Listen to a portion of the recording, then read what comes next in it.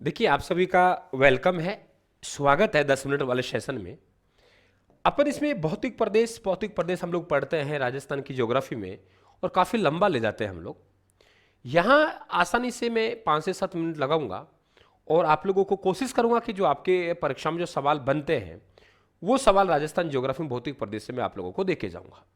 अगर आपको पसंद आए, आपको अच्छा लगे कि यार गुरुजी वाकई आप मज़ा आ गया, एक स्मार्ट रिवीजन और आपका अनुभव, तो बिल्कुल हमारे यूट्यूब चैनल को सब्सक्राइब करें और हमारा परिवार का हिस्सा जरूर बने और लाइक जरूर करें क्लास को। जरा देखिए, हमारे पास यो जो भौतिक प्रदेश है वो दो के अवशेष हैं। हमारे पहले ध्यान रखें, एक तो आपका 33 महासागर, और 33 महासागर के एक तरफ अंगारा लैंड और एक तरफ गोंडवाना लैंड। हमारे पास अंगारा लैंड के यहाँ कोई अवशेष नहीं है राजस्थान में। हमारे पास अवशेष हैं या तो 33 महासागर के हैं या गोंडवाना लैंड के। मेरी बात को बहुत ध्यान सुनना। 33 महासागर, अब महासागर होगा तो सीधी सी बात है, इनमें नदियां लाके पानी डालेंगे। ये नदियां जल लाई और नदियां जल लाती गई, और ये जो कंकड़ पत्थर है, ये कंकड़ पत्थर आके यहां गिरते गए, कंकड़ पत्थर इसमें आके जमा होते गए। तो कंकड़ पत्थर इसमें जमा होते गए तो ये 33 महासागर है, ये पूरा भर गया। तो इससे या तो आप लोगों के भाई मैदान बनेंगे ना, पहाड़ तो बनेंगे नहीं बनेंगे, और मैदान बनेंगे, या आप लोगों के फिर मरुस्थल बनेगा। दो ही बातें बनेंगे, क्योंकि महासागर है। महासागर से अब आप लोगों के पहाड़ तो बनेंगे नहीं। तो हमारे राजस्थान का उत्तरी पश्चिमी ये जो राजस्थान है और हमारा पूरी मैदानी प्रदेश है, ये 33 महासागर का अवशेष माना जाता है। ये ध्यान रखें आप लोग। और फिर हमारे पास दूसरा गोंडवाना लैंड। अब ये पथरीला इलाका है। अब हमारे पास अगर कोई पथरीला इलाका होगा, अगर हमारे पास कोई पथरीला क्षेत्र होगा, तो वो किसका होगा? गोंडवाना लैंड का अवशेष होगा। किसका होगा? गोंडवाना लैंड का अवशेष होगा। अगर हमारा पथरीला क्षेत्र है तो गोंडवाना लैंड का अवशेष है। अब हमारे पास जो अरावली पर्वतमाला है वो पथरीला है तो गोंडवाना लैंड का है। दक्षिणी पूर्वी पठारी भाग है तो वो गोंडवाना लैंड का अवशेष है।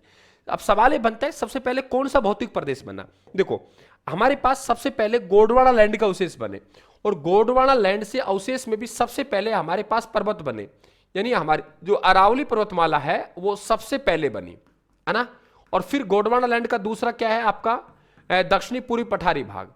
दक्षिणी पूर्वी पठारी भाग, तो ये दक्षिणी पूर्वी जो पठारी भाग है वो हमारा बनेगा। क्लियर बेटा? दक्षिणी पूर्वी पठारी भाग बनेगा। तो अरावली पर्वतमाला हो गई, और दूसरा दक्षिणी पूर्वी पठारी भाग दूसरे नंबर पे हो गए। तीसरे पे हमारा आपका मैदान हो गया, और चौथे पे हमारा मरुस्थल हो गया, क्योंकि मरुस्थल आज भी आप लोगों के निर्माणाधीन है। दुनिया की सबसे प्राचीन वलित पर्वतमाला है तो वो हमारी अरावली है। और अरावली में दो क्वेश्चन मुझे सीधे सीधे लगते हैं। एक तो अरावली का निर्माण आपसे पूछ सकता है कौन से काल में हुआ? प्री कैम्ब्रियन काल में। कौन से बेटा? प्री कैम्ब्रियन काल में। प्री कैम्ब्रियन काल में यह निर्माण हुआ, इस बात को ध्यान रखेंगे। प्री कैम्ब्रियन काल में निर्माण हुआ, नंबर एक बात। दूसरी बात हो गई कि ये आप लोगों के अमेरिका अपलेशन पर्वत है, उससे इसकी तुलना की जाती है। अपलेशन पर्वतमाला से इसकी तुलना की जाती है। वलित पर्वतमाला, ये भी आप लोग ध्यान रखेंगे। ठीक है। अब हमारे पास में यहां पे 4 भौतिक प्रदेश हो गए। उत्तरी पश्चिम मरुस्थल हो गया, पूर्वी मैदान हो गया, अरावली पर्वतमाला हो गई, दक्षिणी पूर्वी पठारी भाग हो गई। सबसे पहले कि कितने प्रतिशत आपके भूभाग में है, यहां कितनी जनसंख्या है, तो आप लोगों के क्षेत्रफल की बात करेंगे 61.11%। कितना? 61.11%। 61.11% क्षेत्रफल है। पूर्वी मैदान है वो 23% में है, और अरावली पर्वतमाला 9% में है, और दक्षिणी पूर्वी पठारी भाग 6.89% में है। यानी क्षेत्रफल दृष्टि से सबसे बड़ा भौतिक प्रदेश उत्तरी पश्चिम मरुस्थल है, और क्षेत्रफल की दृष्टि से सबसे छोटा भौतिक प्रदेश है वो दक्षिणी पूर्वी पठारी भाग है। तो दक्षिणी पूर्वी पठारी भाग ये सबसे छोटा भौतिक प्रदेश है, और हमारे पास उत्तरी पश्चिम मरुस्थल है, ये सबसे बड़ा भौतिक प्रदेश है। क्षेत्रफल में, जनसंख्या में यहां 40% है, 61.11% है, और जनसंख्या 40। अब जनसंख्या में बड़ा है लेकिन 61.11 लेके बैठा है ना, और जनसंख्या 40, तो जनसंख्या घनत्व कम है। जबकि यहां पे पूरे मैदान में 23%, लेकिन 39% राजस्थान की जनसंख्या लेके बैठा है। इसका मतलब यहां पे कि 23%, 39%, तो हमारा ये 23% है, ये 39% है। तो हमारे पास ध्यान रखें आप लोग यहां पे कि आप लोगों के जनसंख्या ज्यादा है तो हमारे जनसंख्या घनत्व यहां ज्यादा मिलेगा। अरावली में भी 9% अरावली है, लोग ज्यादा रहते हैं, तो 10% हो जाएगा। दक्षिणी पूर्वी पठारी भाग 6.89% में 11%। अब बात करते हैं कि अवशेष, तो मैंने क्या कहा? मरुस्थल मैदान 33 महासागर का अवशेष है, और अरावली पर्वतमाला दक्षिणी पूर्वी पठारी भाग पर्वतीय क्षेत्र है, वो आपका गोंडवाना लैंड का अवशेष है। सबसे पहले क्या बनेंगे? पर्वत बनेंगे। दूसरे में दक्षिणी पूर्वी पठारी भाग, तीसरे पे हमारा पूर्वी मैदान निर्माण हुआ, चौथा पे हमारे पास उत्तरी पश्चिमी मरुस्थल का निर्माण हुआ। यहां तक बात समझ गए आप लोग? कोई किसी पर दिक्कत? अब आप लोगों के ऊंचाई के आधार पर कि सबसे ऊंचा भाग कौन सा है, तो सबसे ऊंचा अरावली हो जाएगा, फिर दक्षिणी पूर्वी पठारी भाग हो जाएगा, फिर हमारा पूर्वी मैदान होगा, और सबसे नीचा उत्तरी पश्चिमी मरुस्थल हो जाएगा। उत्तरी पश्चिमी मरुस्थल, पूर्वी मैदान, दक्षिणी पूर्वी पठारी भाग और अरावली पर्वतमाला सबसे ऊंची हो जाएगी। अब इनके विभाजन देखेंगे हम लोग यहां से कि इनको किस प्रकार से बांटा गया है। या देखिए आप लोग कि यहां पे आप लोग देखेंगे कि थार के मरुस्थल को हम दो भागों में बांटते हैं। कितने भागों में बांटते हैं बेटा? दो भागों में हमने थार के मरुस्थल को बांटा है। दो भागों में थार के मरुस्थल को बांटा है। अगर इधर देखिए हम लोग यहां पे, तो आप लोगों के बालू का स्तूप युक्त प्रदेश, यहां रेत के टीले हैं, मिट्टी है, तो यहां युक्त हो गए। यहां रेत के टीले नहीं है तो वहां मुक्त हो गए, है ना। तो बालू का स्तूप युक्त प्रदेश और बालू का स्तूप मुक्त प्रदेश। एक्चुअल में इसका बंटवारा ऐसे होगा कि आप लोगों के ये इलाका है, तो ये इलाका हमारा ये हो गया। यहां एक 25 सेंटीमीटर की वर्षा रेखा है, सोरठ में बात कर रहा हूं, यहां 25 सेंटीमीटर की वर्षा रेखा है। तो इधर तो हमारे पास में यहां शुष्क मरुस्थल हो गया और इधर हमारे पास अर्ध शुष्क मरुस्थल हो गया। अब शुष्क मरुस्थल को दो भागों में बांट देंगे। एक वहां जहां पथरीला इलाका है, बालू का स्तूप नहीं है, तो हमने इसे बालू का स्तूप मुक्त प्रदेश कह दिया, बालू का स्तूप युक्त प्रदेश कह दिया।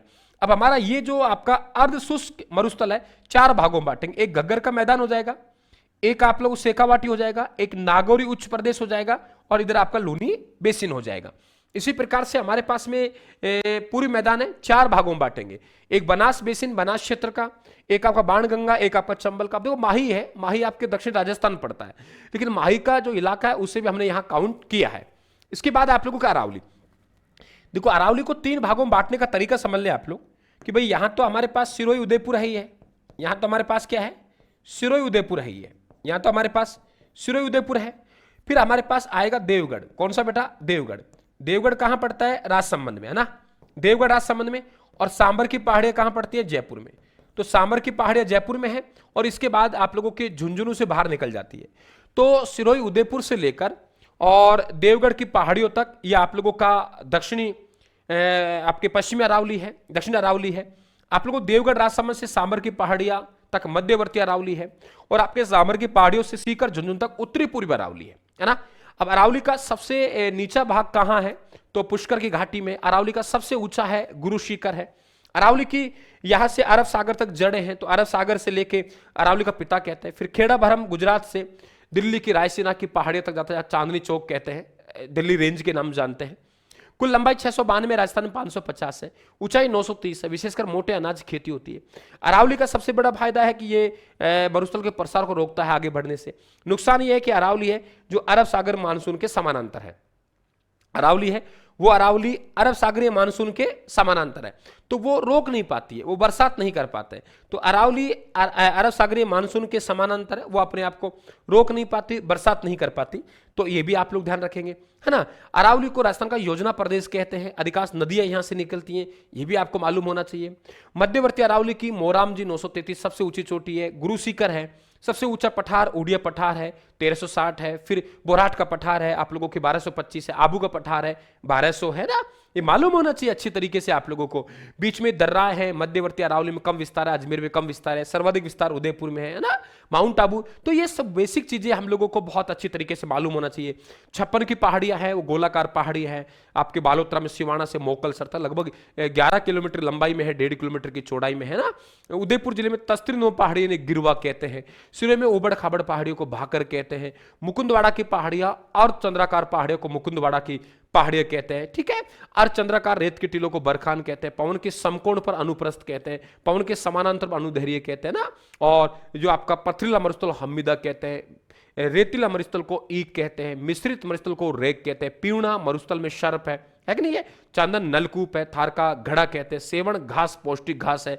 इसमें गोडाउन पक्षी अपना क्या देता है? अंडा देता है। गोडाउन पक्षी की प्रजनन स्थली इसे कहा जाता है। आकलवुड फॉसिल्स पार्क एक जीवाश्म पार्क है, ये भी आप लोगों को मालूम होगा ना। थार का मरुस्थल मानसून को आकर्षित करता है।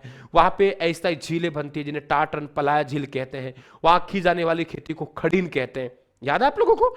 नागौरी उच्च भूमि है, वहां पे आप लोगों को फ्लोराइड पट्टी मिलती है, मिलती नहीं मिलती है? पर्वत सर वहां चोटी है ना, एक नहीं बेटा? आप लोगों सारे सरोवर तालाब को कहते हैं शेखावाटी क्षेत्र में, शेखावाटी क्षेत्र में घग्गर आपके नाली कहते हैं। ये चीजें सुनने में आप लोगों को थोड़ा ऐसा लगेगा, लेकिन इस प्रकार के मैटर से आप लोग रिवाइज करेंगे तो आपका हौसला बड़ा अफजाई होगा। और हौसला अफजाई करने के बीच लिए मैं आप लोगों के बीच में उपस्थित हूं। बराबर 10 मिनट के सेशन से जुड़ते रहे, आगे फिर बात करेंगे इसकी विस्तार से। तो आप मेरे साथ जुड़े, बेहतर हम लोग करेंगे। Thank you. अगर अच्छा लगे आप लोगों को तो लाइक और शेयर करें। आप कमेंट बॉक्स में बताएंगे कि आप अगले किस टॉपिक पे आप लोगों को क्लास चाहिए, 10 मिनट वाला शो, वो कमेंट बॉक्स में आप जरूर डालें। थैंक यू, धन्यवाद, राम राम साहब।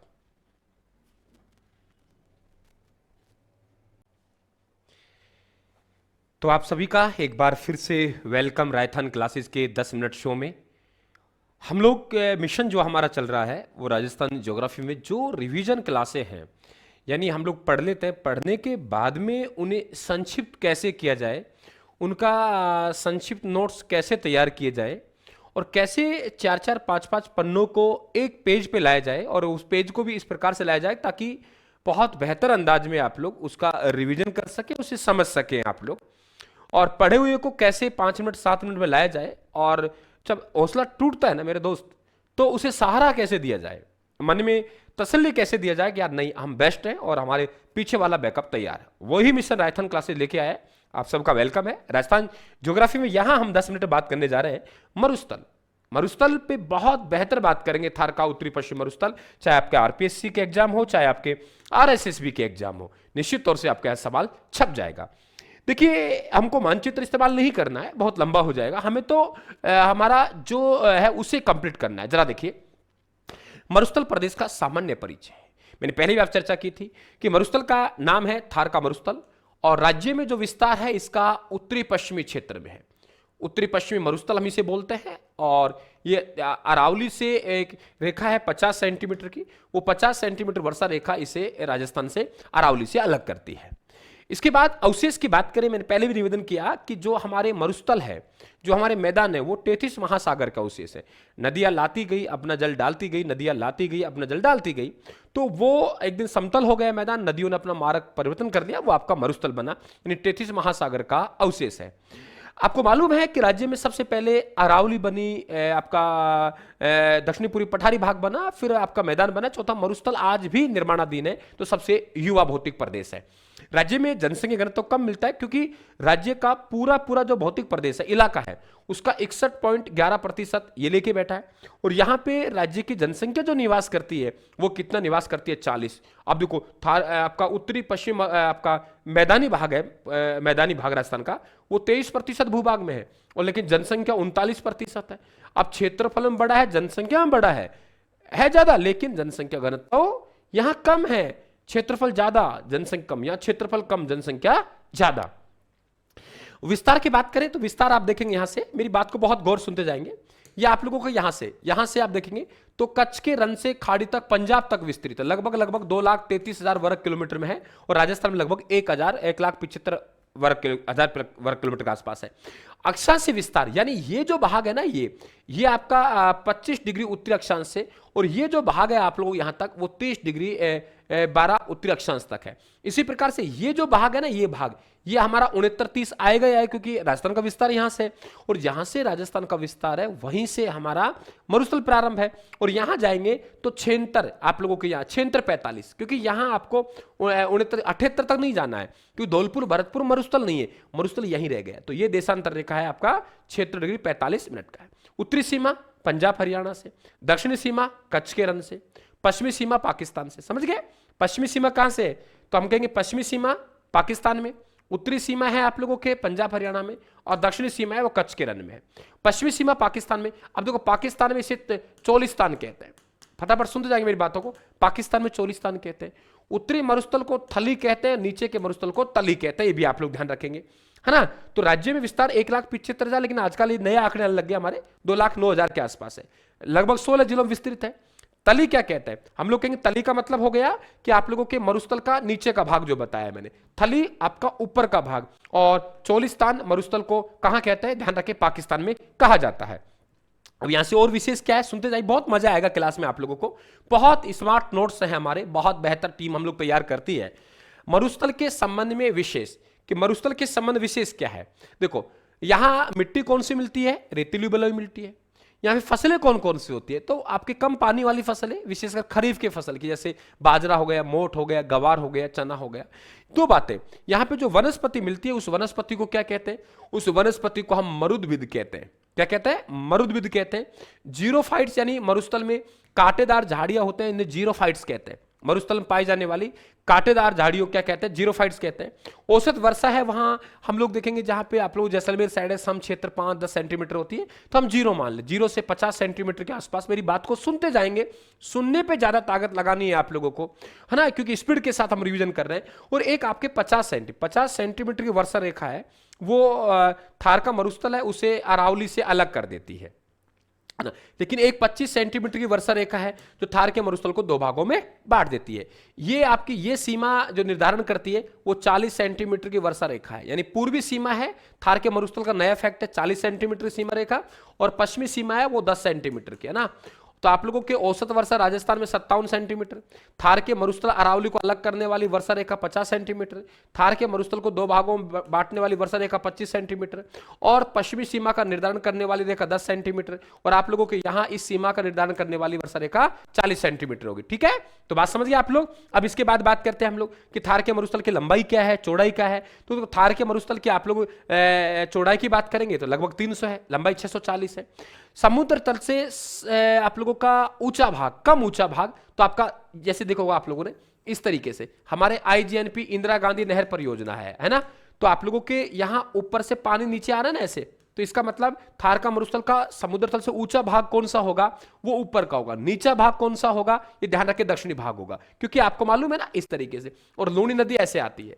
तो आप लोग थार के मरुस्थल का भाग आप लोगों के पूर्व से तो पश्चिम हो गया, पूर्व से पश्चिम हो गया ढलान, और उत्तर से दक्षिण हो गया, उत्तर से दक्षिण हो गया, समझ गए।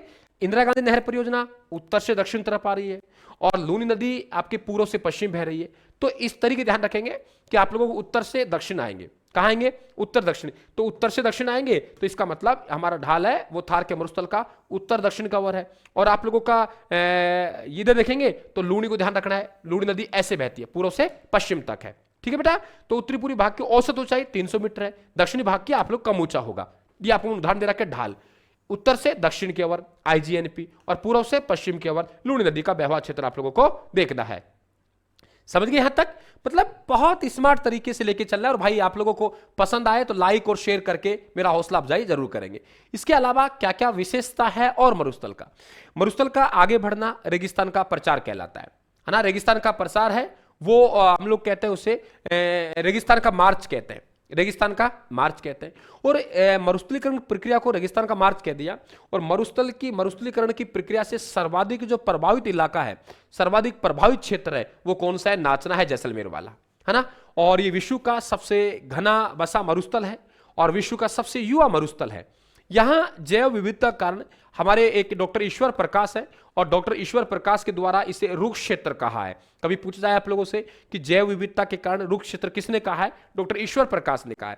बाटाडू का कुआं है बालोतरा, जिसे रेगिस्तान का जल महल कहते हैं। जल महल जयपुर में है, जल महलों की नगरी है, डीग है। और रेगिस्तान का जल महल कहते हैं वो बाटाडू का कुआं को कहते हैं। सम और खुंडी गांव पूर्णतः आपके मरुस्थल वनस्पति रहित गांव है, बहुत रातें यहाँ सुहानी होती है। डेजर्ट सफारी यानी सम गांव जैसलमेर की प्रसिद्ध है। लाठीश्री क्षेत्र यहाँ आपका एक भूगर्भीय जल पट्टी है, कई बार पूछता है, भूगर्भीय जल पट्टी है। यहाँ पे आप लोगों के सेवण घास होती है, भूगर्भीय जल पट्टी है। यहाँ पे क्या होती है, सेवण घास होती है। सेवण घास में गोडाउन पक्षी अंडा देता है, तो सेवण घास एक पौष्टिक घास अंडा देता है, हम उसे गोडाउन पक्षी की प्रजनन स्थली कहेंगे। सेवण घास पौष्टिक, अन्य घास है करड़ी धामन। गोडाउन पक्षी की प्रजनन स्थली कौन सी होगी, सेवण घास होगी। चंदन नलकूप थार का घड़ा यहीं से आप लोग लाठीश्री क्षेत्र में मिलता है, मीठा पानी है।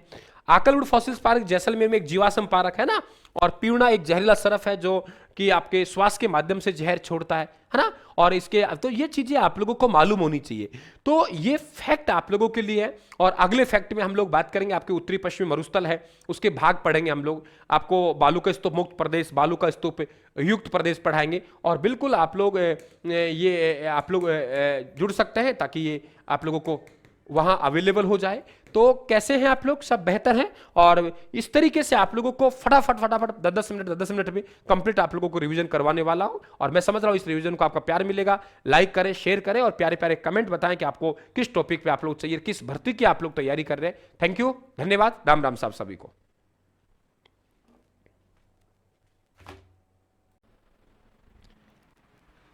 कैसे हैं आप लोग? नमस्ते, एक बार सभी का फिर से वेलकम है राइथन क्लासेस के 10 मिनट शो में। देखिए बेटा, आप लोग बहुत इंपॉर्टेंट पॉइंट की तरफ बढ़ रहे हैं कि हम लोग एक 1.5 घंटे की जो क्लासें हैं उनको कैसे यहाँ पे 10 मिनट में हम लाए। और थार का मरुस्थल का भाग नंबर, पार्ट नंबर आप लोगों के लिए 2 है। और पहला पार्ट अगर नहीं देखा हो तो देख लेना आप लोग। अंत में क्या ने बोला आप लोगों के कि अंत में हम लोग जब हतोत्साहित होंगे, रिवीजन ढूंढेंगे, तो फिर हमें लोगों को ये बेस्ट मिलेगा जो सामने है। ये बहुत बेहतर तरीके से मेरे द्वारा डिजाइन किया गया और मजा आएगा आप लोगों को। जरा देखिए, हम बात करते हैं नंबर 1, यहाँ पे अर्ध शुष्क मरुस्थल के 4 भाग। मैंने आपको पहले ही कहा था कि ये जो राजस्थान का मानचित्र है और राजस्थान के मानचित्र में उत्तरी पश्चिमी दिशा में थार का मरुस्थल स्थित है। थार का मरुस्थल क्या है? स्थित है। तो ये हमारे पास थार का मरुस्थल है, ये इस तरीके से। तो यहाँ हमारे पास एक 50 सेंटीमीटर की वर्षा रेखा है, 50 सेमी की वर्षा रेखा है। और फिर हमारे पास यहाँ पे एक 25 सेंटीमीटर की वर्षा रेखा है।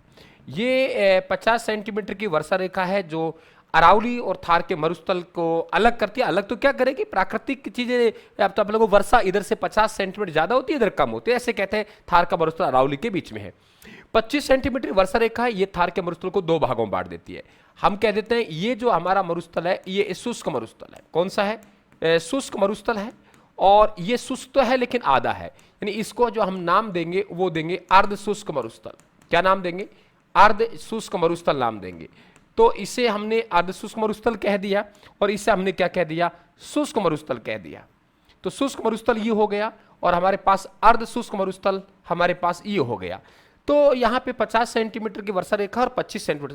एक सवाल मेरे तरफ से और बेहतर बनता है आप लोगों को कि थार के मरुस्थल की पूर्वी सीमा है वो कितने सेंटीमीटर की वर्षा रेखा निर्धारित करती है? तो वो आप लोगों के 40 सेंटीमीटर। कितने सेंटीमीटर की? 40 सेंटीमीटर की वर्षा रेखा है, ये निर्धारित करती है। और पश्चिमी सीमा है वो 10 सेंटीमीटर की वर्षा रेखा निर्धारित करती है थार के मरुस्थल को। फिर हम लोग क्या करेंगे?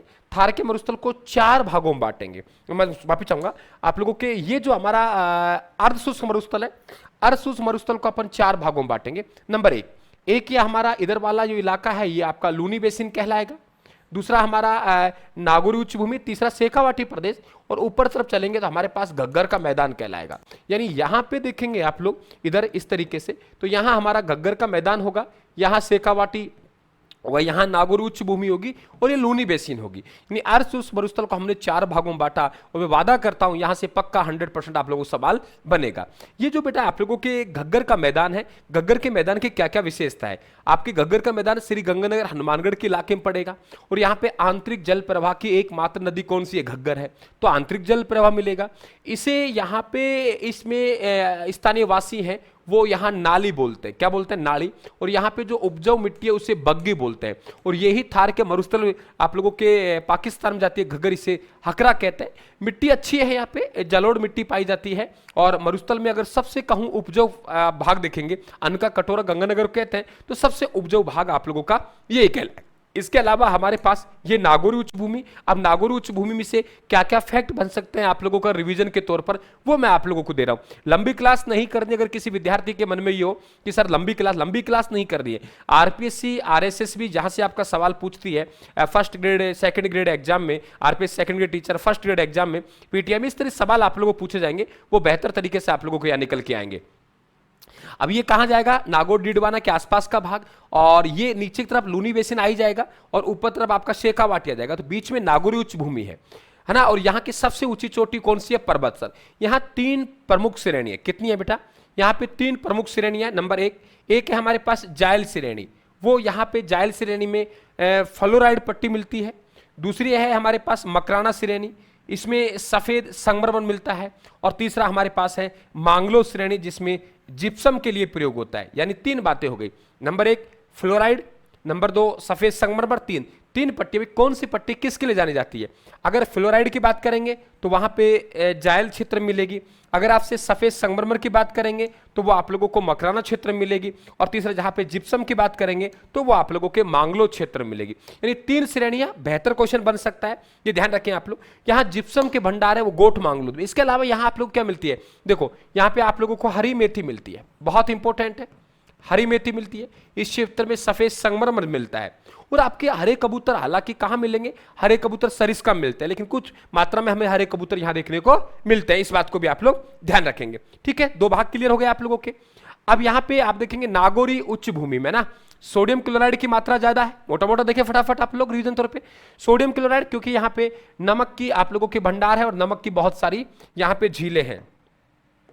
नमक के भंडार है और नमक की यहाँ पे क्या है? बहुत सारी झीलें हैं। तो यहाँ पे सोडियम क्लोराइड की मात्रा है वो यहाँ अधिक मिलती है। और ये क्षेत्र है आप लोगों के नमक उत्पादन के लिए जाना जाता है ना। और यहाँ ये कुबड़ पट्टी यानी एक क्या फ्लोराइड की मात्रा ज्यादा मिलेगी तो फ्लोराइड की मात्रा से अधिक टेढ़ी हो जाती है, यानी कुब निकल जाती है, इंसान आगे की तरफ झुक जाता है। तो आप लोगों के कुबड़ पट्टी बोलते हैं इसको।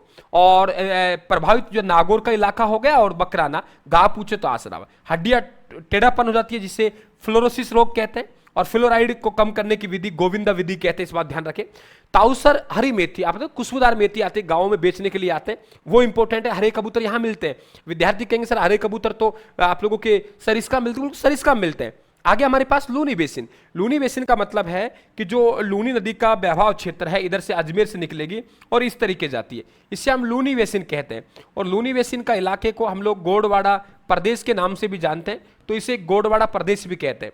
प्रमुख नदी जैसे वहां की गग्गर नदी थी तो इसी प्रकार से यहाँ पे लूनी और उसका अफवाह क्षेत्र आ जाएगा। और नवीन काफी जालोड़ मिट्टी यहाँ मिलती है। इसके अलावा हमारे पास एक भाग बचा, कौन सा?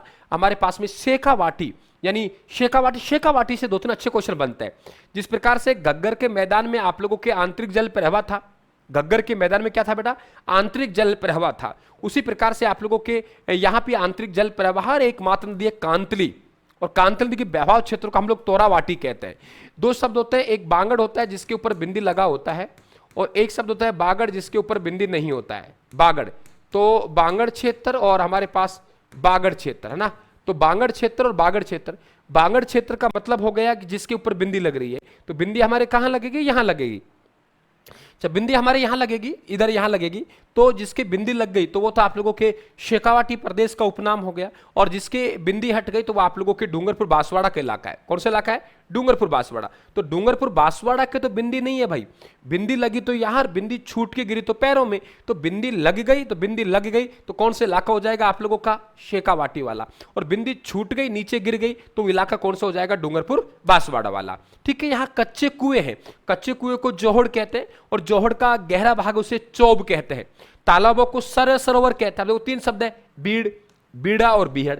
बीड़ चारागाह के मैदान लेकिन शेखावाटी क्षेत्र में, बीड़ा चारागाह के मैदान ये कि जयपुर क्षेत्र में, बीहड़ चंबल क्षेत्र में उत्खात भूमि हो गई है ना। इस बात ध्यान रखें आप लोग, बीहड़ भूमि चंबल क्षेत्र में, बीड़ चारागाह के मैदान शेखावाटी में, बीड़ा चारागाह के मैदान जयपुर में। और राज्य का यहाँ क्या है कि आपके लोगों के शेखावाटी का इलाका है, यहाँ पे चूने की परत मिलती है। और चूने की परत गर्मियों में खूब गर्म होती है और सर्दियों में खूब ठंडी होती है ना। तो ध्यान रखें आप लोग, वो चूने की परत होने के कारण यहाँ पे गर्मियों में चूरू जिला खूब तपता है और सर्दियों में चूरू जिला खूब ठंडा होता है। तो सबसे गर्म जिला चूरू हो गया, सबसे ठंडा जिला चूरू हो गया। तो हम लोग कहते हैं सबसे साल में गर्म भी यहाँ और ठंडा भी यहाँ। तो वार्षिक ताप का अंतर, तापांतर, तो वार्षिक तापांतर कहाँ मिलता है? चूरू में। यही अगर दैनिक तापांतर की बात करेंगे तो दैनिक तापांतर रेत है, रेत दिन में खूब तपती है, रात को ठंडी हो जाती है। तो दैनिक तापांतर हमें कहाँ मिल जाएगा? जैसलमेर में। सर्वाधिक दैनिक तापांतर चूरू में, क्योंकि गर्म जिला वो है, ठंडा जिला ये है। और न्यूनतम दैनिक तापांतर हो चाहे न्यूनतम वार्षिक तापांतर हो, तो न्यूनतम दैनिक एवं न्यूनतम वार्षिक तापांतर वो कहाँ है? डूंगरपुर में। समझ गए? न्यूनतम दैनिक और न्यूनतम दैनिक और न्यूनतम वार्षिक तापांतर कहाँ है? डूंगरपुर में। न्यूनतम दैनिक और न्यूनतम वार्षिक तापांतर कहाँ है? डूंगरपुर में। और ध्यान रखें आप लोग, सर्वाधिक वार्षिक तापांतर चूरू में और सर्वाधिक दैनिक तापांतर कहाँ है? जैसलमेर। ध्यान रखना। तो राज्य का सबसे गर्म जिला कहाँ है? चूरू में। और सबसे ठंडा जिला कहाँ है? चूरू में। तो ये बेहतर सवाल है बेटा आप लोगों के लिए। बने रहना हमारे 10 मिनट शो में आप लोग, और ये बिल्कुल आप लोगों को अवेलेबल है। कोई भी विद्यार्थी आराम से PDF ले सकता है इसकी, आप लोगों का वेलकम है ना। तो आप मस्त रहिए और मौज में रहिए, है है ना। मौज में रहिए आप लोग, मस्त रहिए, आपको कोई घबराने वाली दिक्कत नहीं है, और मेरे साथ कंटिन्यू चलते रहें आप लोग, बहुत बेहतर रहेगा। और अच्छे फैक्ट के साथ जाएं, अच्छे अनुभव के साथ जाएं, और अच्छी विधि के साथ जाएं आप लोग। Thank you. तो पर डे के 10 मिनट शो में आप लोगों का वेलकम है, आप जरूर जुड़े। धन्यवाद। राम राम साहब।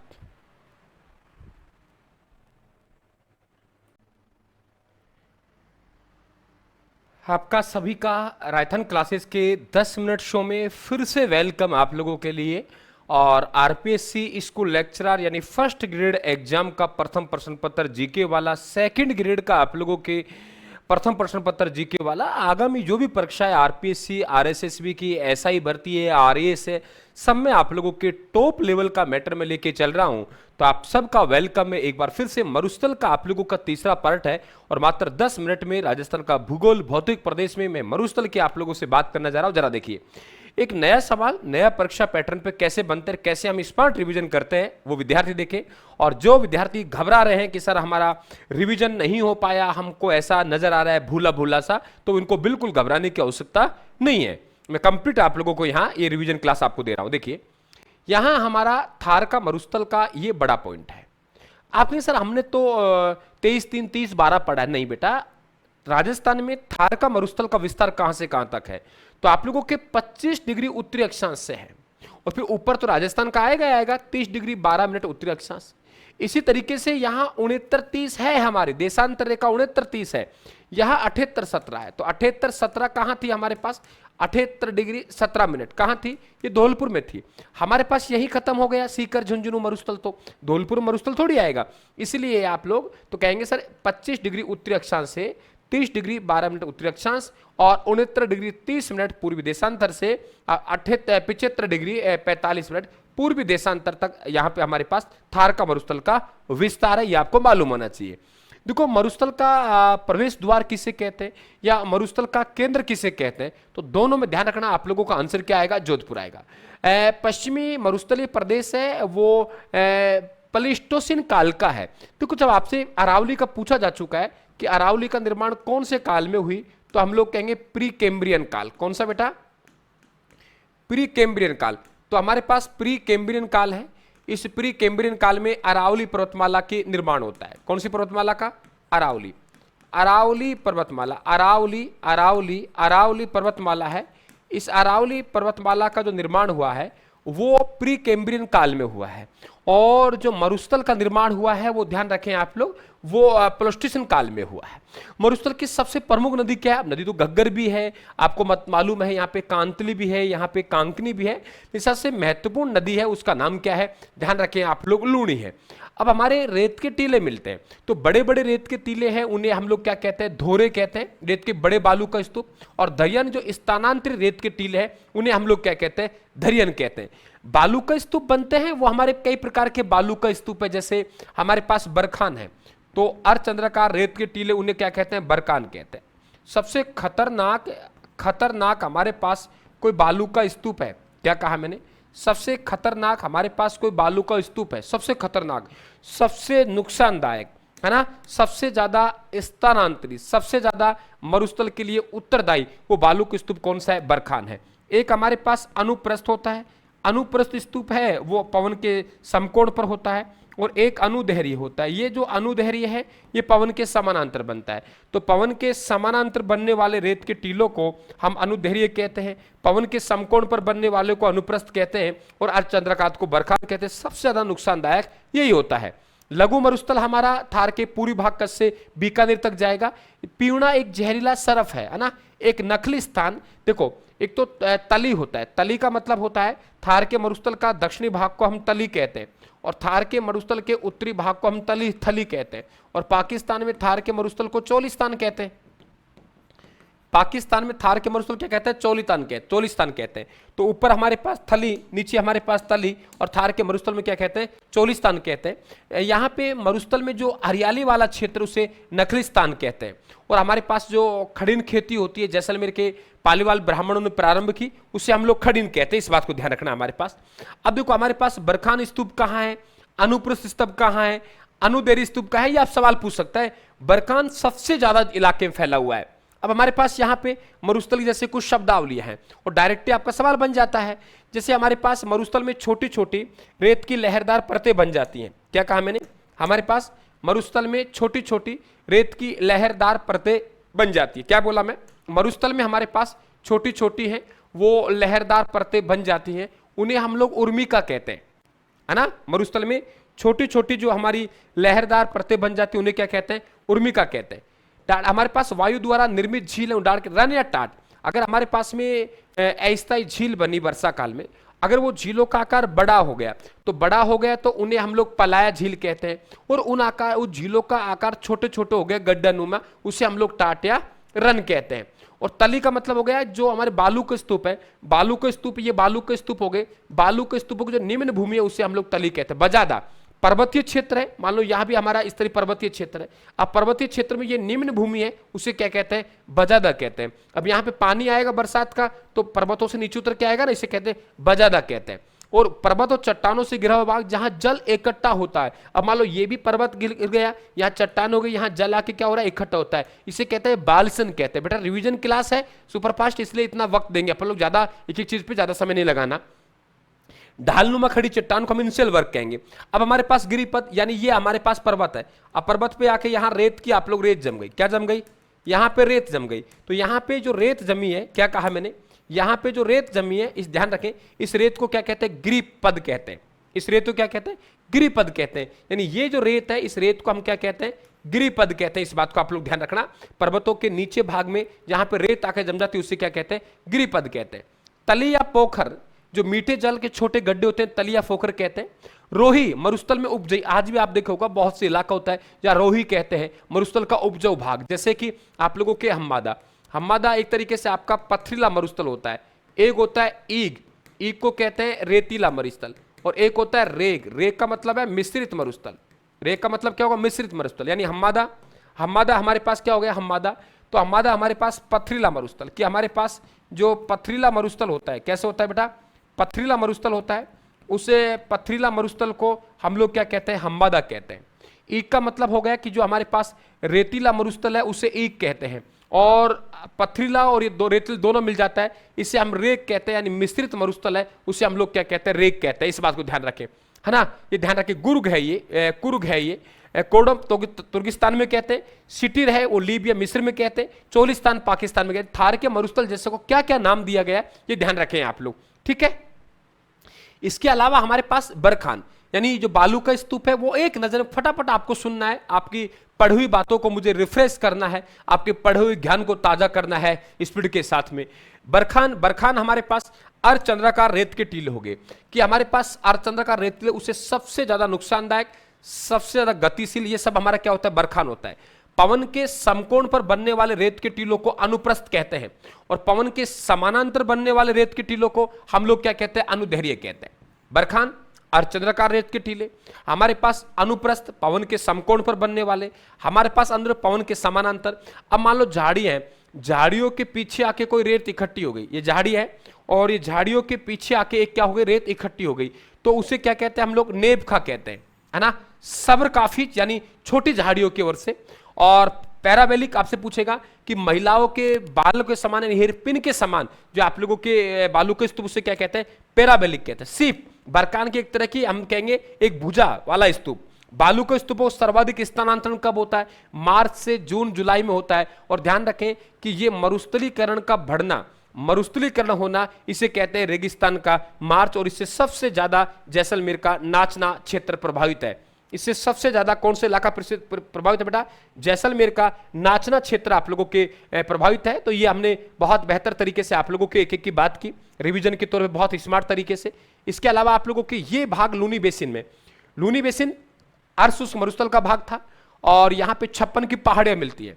आप ध्यान रखें कि उदयपुर जिले में पाई जाने वाली तस्तरी नुमा पहाड़ियों को गिरवा कहते हैं। उदयपुर कहां बेटा?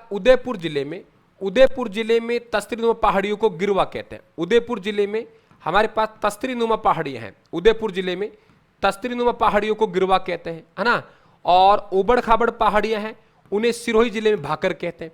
इसी प्रकार से हमारे पास सिवाना से मोकलसर तक लगभग 11 किमी की लंबाई में और 1.5 किमी की चौड़ाई में, तो 11 किमी तो लंबाई होगी, 1.5 किमी चौड़ाई में जो हमारी गोलाकार पहाड़ियां हैं, उस गोलाकार पहाड़ियों को हम लोग क्या कहते हैं? 56 की पहाड़ियां कहते हैं। 56 का मैदान अलग है, 56 की पहाड़ियां गोलाकार पहाड़ियां, 56 का मैदान आपका बांसवाड़ा प्रतापगढ़ का इलाका है और लगभग 11 किमी लंबाई में है और 1.5 किमी चौड़ाई में। 56 का मैदान बांसवाड़ा प्रतापगढ़ के इलाका है। नाकोड़ पर्वत राजस्थान का मेवा नगर कहते हैं, वो आपका यहाँ हल्देश्वर महादेव पिपलू बालोतरा में। मारवाड़ का माउंट आबू कहते हैं क्योंकि यहाँ सबसे ज्यादा वर्षा होती है मारवाड़ क्षेत्र में।